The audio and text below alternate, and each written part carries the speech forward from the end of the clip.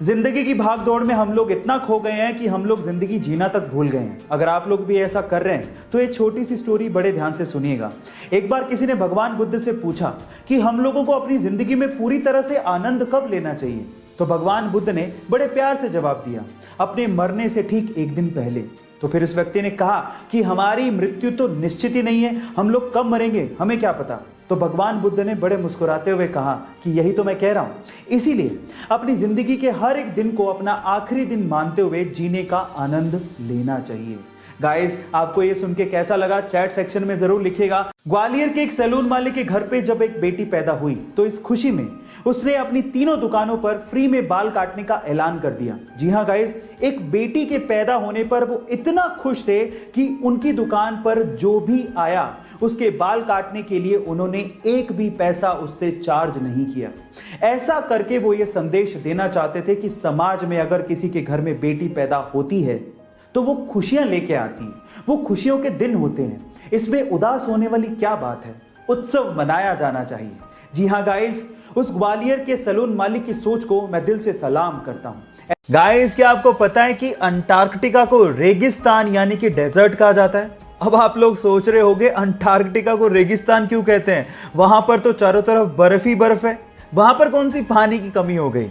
तो थांबा, मैं आपको आपकी जानकारी के लिए बता दूं कि हम मानते हैं कि भैया स्नो बर्फ होती है, लेकिन स्नो की कंजप्शन आपको हाइड्रेट करने की बजाय डिहाइड्रेट कर देती है। जी हाँ गाइस, आप ठीक सुन रहे हैं। जब आप स्नो की कंजप्शन करते हैं तो आपके शरीर को उसे पानी में बदलने में ज्यादा एनर्जी लगती है, जो स्नो के हाइड्रेटिंग इफेक्ट को नलीफाई कर देती है ना। ये इंटरेस्टिंग फैक्ट। ये फैक्ट जान के आपको कैसा लगा चैट सेक्शन में लिखना मत भूलिएगा।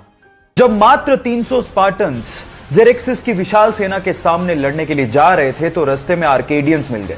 आर्केडियंस ने कहा कि हम भी तुम्हारे साथ लड़ना चाहते हैं, पर मैं हैरान हूं कि सिर्फ 300 सैनिक लेके तुम इतनी विशाल सेना से कैसे लड़ोगे। तो स्पार्टन्स के मुखिया ने एक सवाल पूछा आर्केडियंस की सेना से एक एक करके। उसने पूछा कि तुम्हारा पेशा क्या है। तो आर्केडियंस की सेना में से लोगों ने जवाब देना शुरू किया कि मैं मूर्तिकार हूं, मैं शिल्पकार हूं, मैं लोहार हूं। फिर स्पार्टन्स के मुखिया ने अपनी सेना से सवाल पूछा कि तुम्हारा पेशा क्या है। तो उन सब ने जवाब दिया, खून खून खून। सबक यह है कि जंगें सैनिकों से नहीं, हौसलों से जीती जाती हैं। पढ़ाई का और पैसा कमाने का आपस में कोई लेना देना नहीं है, इसीलिए उस लड़के ने 10वीं क्लास के बाद पढ़ाई छोड़ दी और भजिया बेचकर पैसा कमाना शुरू कर दिया।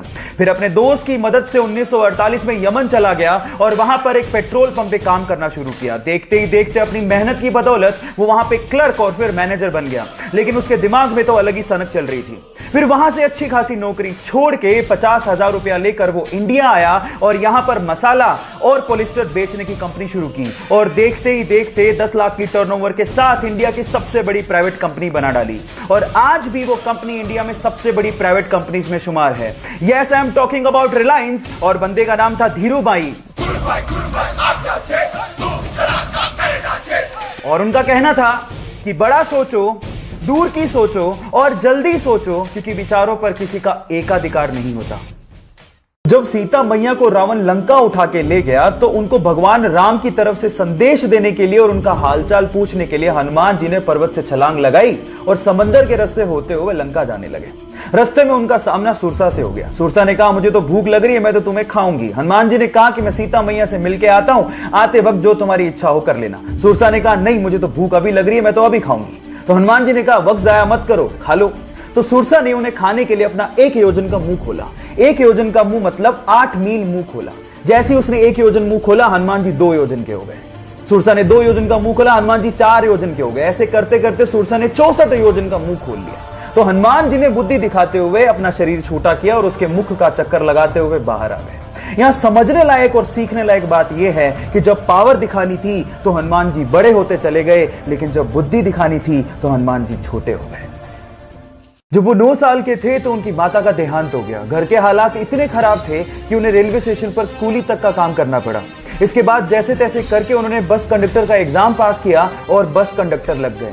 इसके बाद तो जैसे कि उनके अंदर का आर्टिस्ट ही बाहर आ गया।